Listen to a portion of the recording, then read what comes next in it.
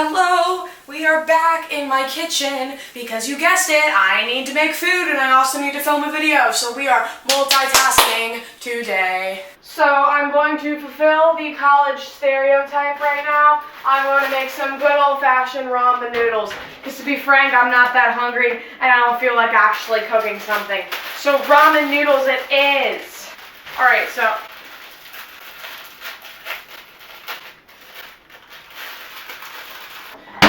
today, we are here to talk about The Turning. So I just got home from seeing The Turning, Finn Wolfhard's latest film. If you're new here, I basically just cover all of Finn Wolfhard's content on this channel. That's just what my brand has become at this point. Y'all seem to care about my opinion regarding Finn Wolfhard content, considering my love for The Goldfinch and It, which both seem to involve Finn Wolfhard.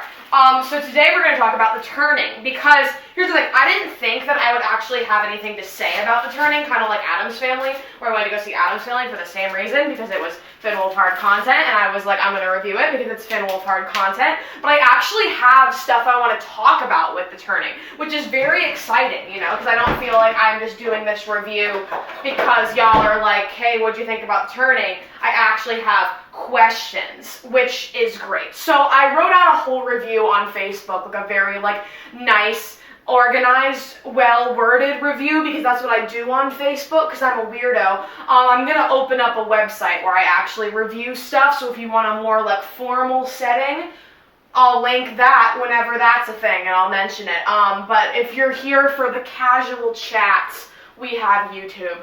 Okay, so first of all, I liked this movie. Now, I was very worried for two reasons.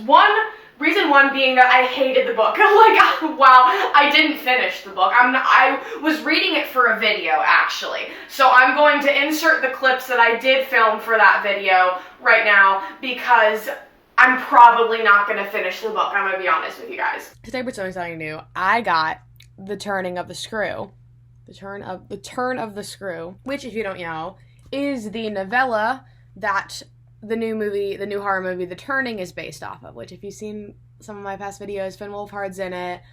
All the Stranger Things and It fans and such are very excited about it because of that, because it looks pretty good, and it is based off of this novella, which was written in the 1800s, actually. It's very short. It's 87 pages, and I got this in the mail because I want to read this and sort of chronicle my reading journey and share my feelings along the way as I read. So instead of doing some sort of review when I'm done with it, we're just gonna kind of go through it together. And my main reason of reading this, to be honest, is because I've been getting a lot of questions because people have heard rumors that Miles, which is Finn Wolfhard's character, is queer.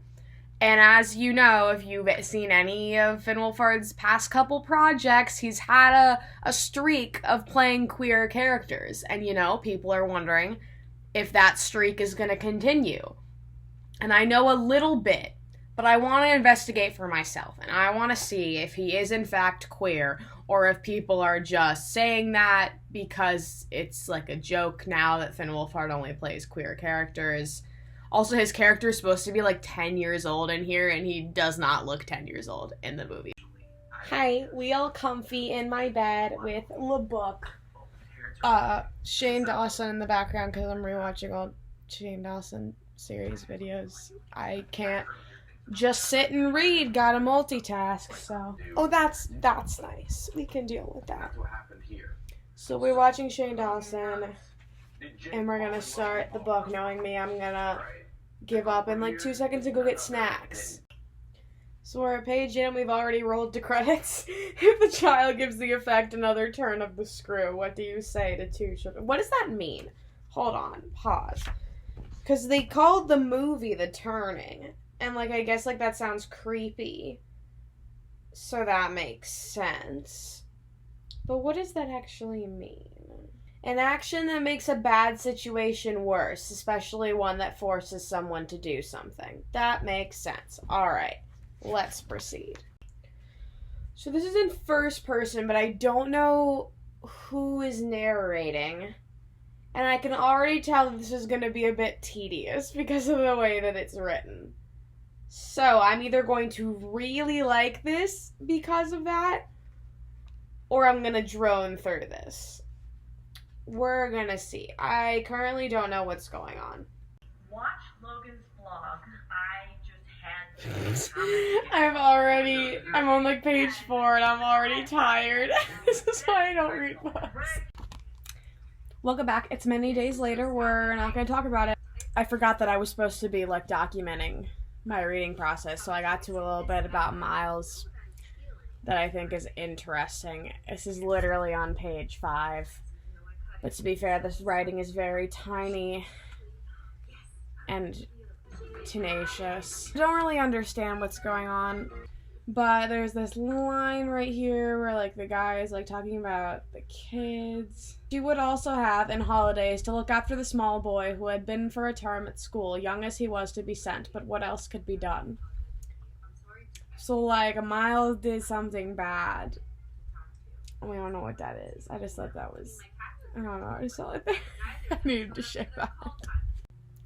Hey bitches, time for an update on The Turn of the Screw. So it's been months. I was gonna like read it, you know, with plenty of time to spare, but at this rate, it is Tuesday, the film comes out on Friday, and I've given up on the actual physical book, let me just be honest. I've switched over to the audiobook. This book is so fucking boring. Okay, I'm gonna be honest. I am this bookmark irrelevant. I'm like an hour and a half into the audiobook.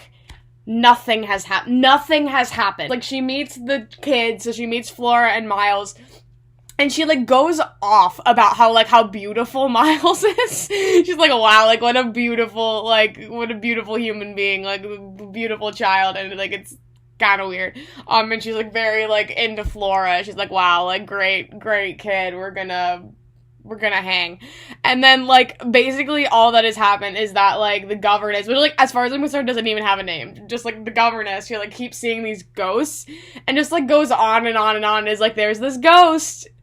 And then it's just, like, this whole thing of she, like, doesn't think it's a ghost, and then she, like, goes to Mrs. Gross and is like, oh, like, person, and she's like, not a person, and she's like, I saw a fake person, and she's like, there's no person, and she's like, but Flora saw the person, and it's just like back and forth, and this happens a couple times, but like this book is so fucking boring. Okay, don't get me wrong, I'm very excited for the movie, because the movie looks exciting, and this book, you know what, it's not exciting. Not like the ghosts aren't even interesting, like they just kind of stand there. It's like a man and a woman, and they just kind of like stand there. I read a synopsis, and I watched Mandy's video. I still have no fucking idea what's going on. So that's what I filmed. I know what happens at the end of the book because I've read various synopses and I've also watched Mandy's video. Her video is way better than mine would have been anyway. I really just wanted to do it because I wanted to call it Reading the Turn of the Screw so you don't have to, because it sucks. It's very slow. It's very like old dialect. The characters are very bland. There's no dialogue. There's like no dialogue. It's just all narration and explanation, and I hate that. Like, I love dialogue. Dialogue is my specialty. Like, when it comes to writing and stuff, I consider myself to be fairly good at dialogue. So if there's no dialogue, I don't fucking care. And like nothing happens. There is no plot. There is no plot in this book. Like, nothing happens. They're just kind of hanging out at the house. And you know what this movie has? Plot. That's right. This movie has plot. So just off the bat, it's better than the book.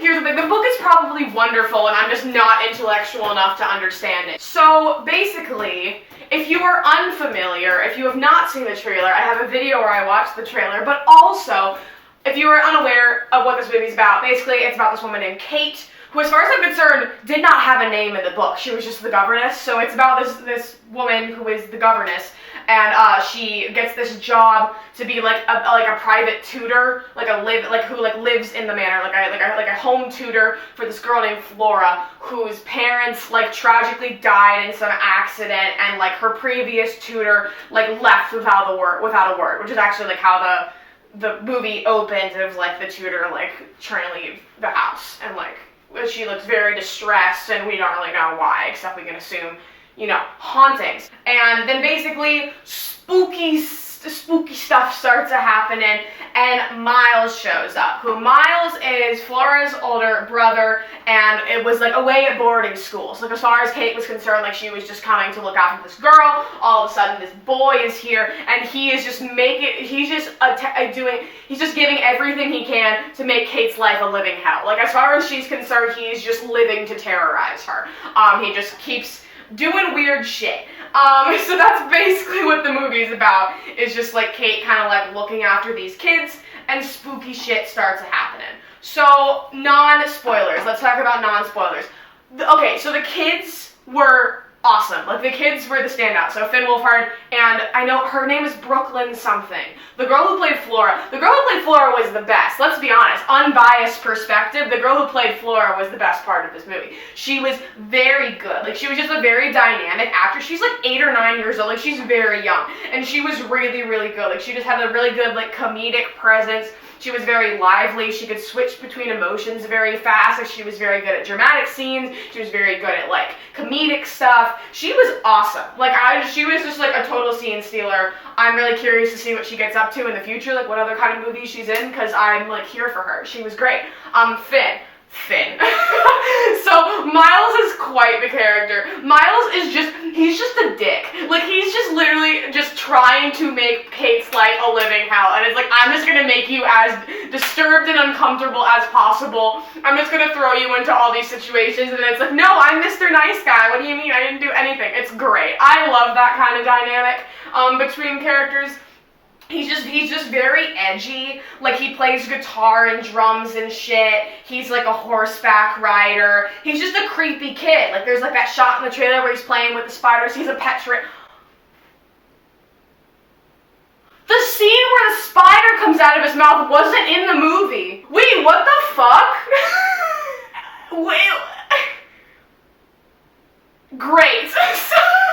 So, okay, anyways, so he has like a pet tarantula, and he has like this weird thing with spiders where he like, you know, he's just a creepy kid. He's just hanging out. I forgot to talk about queer Miles. Miles isn't queer in this film, and I'm kind of offended. Like, so basically in the book, like the whole thing of like the queer subtext that everyone's been talking about is that like Miles got like kicked out of his boarding school because he had like a problem with this boy, and he like really liked this boy or whatever. He was very like obsessed with this boy. So in the movie he still gets expelled from the boarding school, but it's because he like tried to like choke the boy and he said that it was because like he did something, I don't remember, it was like something to like betray. Like, somebody, he was, like, making fun of, like, his dead dad or whatever. That could have been what happened in the book. I honestly don't, the book made no fucking sense to me. And as far as I was concerned, that was, like, his thing, is that he was obsessed with this boy. And that's very, like, ooh, he gay, kind of thing. So that wasn't a thing. And, like, that was, like, a thing that he kept bringing up, was, like, there was a lot of, like, queer subtext, and, like, literally, like, nothing at all. And then they even, like, included the part from the book where, like, Miles, like, tries to, like, kiss Kate, where he just, like, he's, like, in her room and, like, being super creepy, like, in, like, the middle of the night, and then he just kind of, like, leans over and, like, kisses her on the cheek, and she's like, what the fuck? And he's like, bye. And it's just, like, super weird. Like, in the book, it was weirder. It was way weirder. Also, in the book, he's, like, 10. In this movie, I really hope he wasn't supposed to be 10, because he doesn't look 10. It's Finn Wolfhard. But yeah, I just wanted to say, disappointed but not surprised. Also, he and Flora are, like, best pals. Like, Flora thinks that Miles is, like, the best human on Earth. She's just like, yeah, like, he's the best. They're, like, best friends. They, like, play games together. Like, they're adorable. They're whatever. But it's, like, Miles is clearly, like, kind of evil. And Flora's just like, now he's perfect! And I'm like, wow, the Finn Wolfhard fandom. Iconic. And so, yeah, so as far as, like, spooks, I think the spooks were actually, like, not bad. here's the thing, this is a January horror movie. And if you're like a horror fan, you know that January horror movies, that's like a thing. Like January horror movies are bad. Like there's always like one or two horror movies released in January that are just bad. Because it's a weird time to release a horror movie. You release horror movies during the summer when lots of people are going to the movies, or you release them around Halloween because it's spooky season. You know, nobody releases a fucking horror movie in January. So it was actually kind of fun and spooky. Here's the thing. I'm not afraid of anything in movies. Like, no horror movie scares me. I'm just completely unfazed. I don't flinch when there's a jump scare. Like, nothing gets me. Like, if you've seen, like, the video that I just posted with my friends who were watching It, like, I clearly am very unaffected by horror movies. That's kind of a bias video because I've seen that movie so many times, so I'm especially unaffected, but still, like, I'm not spooked, but I can still recognize when it's, like, a good spook. And something that I really liked with this movie is that, like, even though there were, like, the traditional, like, elongated dark hallway, oh my god, sound cue, like, that shit, because it's a PG-13 horror movie, and of course we're gonna have a ton of that shit, there was also, like, some fun, like, Haunting of Hill House background ghosts, which, if you haven't seen Haunting of Hill House, first of all, go watch it. It's a Netflix original miniseries. It's an anthology series, so that was the first season of the show, Haunting of Hill House. The second season is, this is really ironic that I'm bringing this up, because the second season is going to be The Haunting of Bly Manor, which is the manor from this story. It is going to be based on The Turn of the Screw. So we are getting not one, but two The Turn of the Screw adaptations in 2020. Get excited. The thing that Haunting of Hill House did was that they had a lot of background ghosts, where a lot of their spooks were just like random people standing in the background. There were like 60 throughout the entire show, and it was this whole game where everyone was trying to find all of them. It was like a scavenger hunt. It was really fun. The Turning doesn't do that to that extent, but there are definitely a couple scares that are just kind of like faces in the background, or like sort of people just standing off to the side that are totally supposed to be ghosts, and they just don't acknowledge them. And I love that. Like, maybe some people get annoyed by that. I know Jeremy Johns pointed that out in his review, and he said that he didn't like that, but I do. I don't know. I'm a fan of that kind of thing. I love ambience. I think ambience is everything in horror, and setting is everything, and tone, and that's like why Stephen King is so good, because he relies so heavily on the setting and turns the setting into a character. And on the Hill House from The Haunting of Hill House, like that house from the Shirley Jackson novel is very much a character, like the Overlook is a character in The Shining. You either know what I mean or you don't. And so they did a lot of that, and I thought that was fun. So I think that's kind of it for non-spoiler territory, and I want to go into spoiler territory now because I want to talk about the ending. So if you have not seen The Turning and you want to see The Turning without getting spoiled, end the video here. Thank you for watching. Let's talk about the ending. Okay, so the ending was whack as fuck. Like, what the fuck was that ending?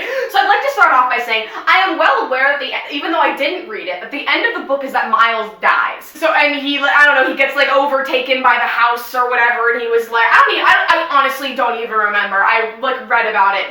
He was like possessed or something, and he dies, and like the end of he dies. That's the end of the book. He doesn't die in this movie, first of all. Instead, the ending is really strange. So basically what happens is that like Kate has this whole like nightmare, like this dream where like she basically finds out that like Mrs. Jessel was like killed by Quint, which was like this whole recurring narrative that she thought Quint,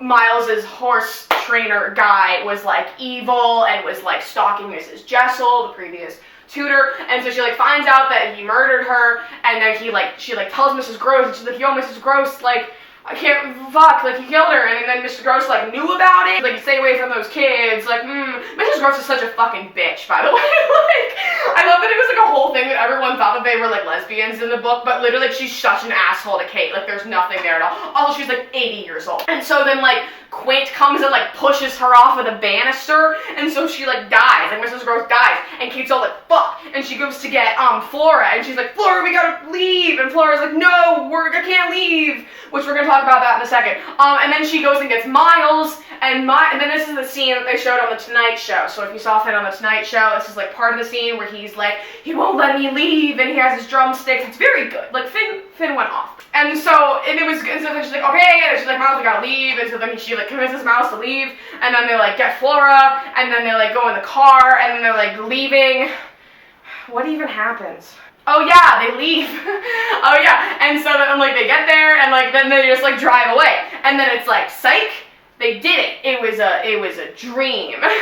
They didn't drive away, and then like so then. I don't even remember what happened after that, but it was like she had like a weird interaction with the kids, or shit, more spooky shit was happening. And then basically the ending is that she's on her bed, like in the pool. And so at the beginning of the film, like the mother was in like an institution, but she was in like an empty like pool. So like a pool with like no water, and she was like drying in the pool. And so now Kate is in the pool, but she's on her bed, like her bed from Bly Manor, and it has like a spotlight on it. And she like gets out of the bed, and she like approaches her mom. And her mom is like crouched in the corner, like with her like drawings, like the charcoal drawings that she got like 10 minutes ago in the film, like they got mailed to her. I don't really know what that whole thing was. And then basically like, her mom starts to turn around, and then we see Kate, and Kate screams, and the movie's fucking over. Like, so I want to talk about this because I'm so like, am I stupid? Because that ending made no sense to me. Now I'd like to disclose that I understand that the theme of the movie. Or the theme of this story is about like mental illness, and it's about how like you don't know if the hauntings were real and the house was haunted, or if it was actually all in Kate's head, and it was just about her like her spiral into insanity, because her family had a history of mental illness, especially her mother, and that was like very focused on in this movie, how her mother was insane, like she was in an institution. And then there were all these lines. Like Mrs. Gross had a line, like when she got the charcoal drawings, where it was like, oh, like whatever your mother has, I hope it's not genetic. And so it's like, that's like a recurring theme, where it's like, oh, like, is Kate crazy? And that's why she keeps seeing all this crazy shit that basically doesn't make any sense. And I'm like, I really like that concept. Like, call me basic, I like that concept. I like the whole generic, like, cinematic movie concept of like, oh, is it real or is it all in their head? I know, that's so basic, it's very overused. But that was what it was in the book as well. And so from that extent, I think it's very faithful. So then what does that scene mean? Is that scene just Kate's realization that she's becoming her mother? Like that she's crazy like her mother? Like, because we don't like see her face. Like she just like starts to turn around and Kate screams. And like if that's what it's supposed to be, like that's a very weird way to represent that. Like I feel like it was like a very abrupt ending. And Jeremy Johns talked about that too, how he like didn't like the ending. And like, I'm just, like, is that what it is? Someone else who saw it, like, please tell me, like, am I stupid? Like, am I totally missing what that was? Because that's what I took from it, basically. And I could be totally wrong. But then, like, and so then that opens up the question, so if the whole thing was in her head, what is the kid's role in this? Flora and Miles, according to Kate, were also like seeing things, and like spooky shit was happening that they were just kind of going along with, because you kind of got the impression that they were like kind of possessed by the house, or they had like ghost friends, you know, the usual when you have spooky kids in a horror movie. So does that mean that Flora and Miles were just explicitly trying to terrorize Kate? Like, were they just doing these things to aid her spiral into insanity? Like, were they pretending like they had all this spooky shit, like, okay, because Miles especially, I feel like that's kind of what they were trying to do with his characters, that he was, like, explicitly terrorizing her to kind of make her go mad. Why? We don't really know. Does it really matter? I don't know. But then Flora's, like, a whole other story, because as far as we were concerned, she was kind of hanging out with the ghost of Mrs. Jessel, who we knew, well, that's the thing, I was going to say who we knew was dead, but maybe she wasn't dead, because Kate found her body in the lake, but as far as we're concerned, that was all in her head, and she didn't see anything. So, like, was the point that they were just, like, what, like, were they look, what, you know, like, maybe Miles and Flora and Mrs. Gross didn't even exist, and just Kate was in that house by herself and just hallucinating. Like, we have no idea. But so, because I feel like I need to go back and re-watch it, because I feel like every single one of, like, the ghost experiences with the kids could be excused as something that Kate was seeing. And Kate was, like, you know, because then, like, they had the whole thing. Like, it's instances like when Miles was, like, talking to the mirror, and he was talking to, like, the ghost of Quint, and he was like, oh, like, will you protect me and Flora? Like, are you sure? And he was, like, talking to the mirror, and, like, nobody was talking back, obviously. And I feel like that was kind of the sort of thing to sort of make Kate think that, oh, they're seeing ghosts too, I'm not crazy.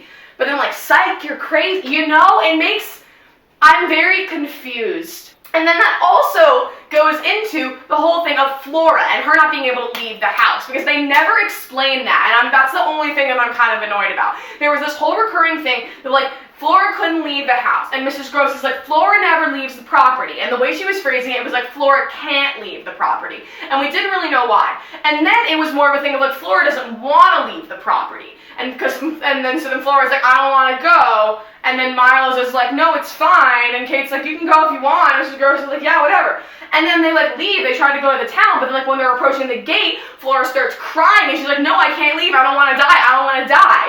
And I'm like, wait, is this a whole, like, if she leaves the property, is she gonna die? Like, is it one of those where she's like tethered to the house or to the spirits? They never explained it to me, and I'm upset because I was very like engaged by that narrative. I liked that whole concept a lot. And then the same thing was sort of brought up with Miles and like her hallucination-y thing when he was like, oh, he won't let me leave. And I was like, oh my god, it's a thing. So like the ghosts are like keeping them here. But they never explained that at all because the ending was so weird. So I do understand what people are saying when they say that they hate the ending and there is no ending, because there kind of isn't. And I'm kind of upset because I really wanted to know, you know, like I was engaged, like I was here for that narrative, like I was into it. I liked the characters.